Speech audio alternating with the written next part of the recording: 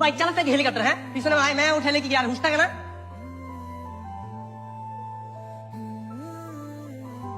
এই অসভ্য লাফাঙ্গা কোথাকার, নিজে ইচ্ছে করে রাস্তার মাঝখানে এসে আমাকে বলছেন? এই কি বলছেন এসব আপনি? আপনি দেখে শুনে বাইক চালাবেন না, এখনই যদি আমার বন্ধুকে ছুঁয়ে যেত। হলো তো ভালোই হতো, আপনার বন্ধুর একটা উচিত শিক্ষা হতো।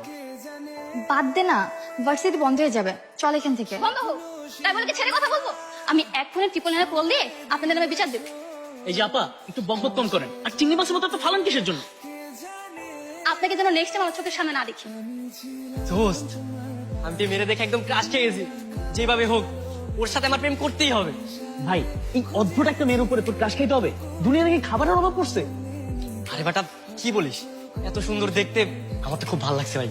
তো সেটা তুই আগে বলবি না? আগে বললে কি আমরা মেয়েটার সাথে খারাপ ব্যবহার করতাম? দোস্ত, ও মনে হয় ভার্সিটির মধ্যে গেছে। চল ভিতরে যে নাম্বারটা নিয়ে আসি।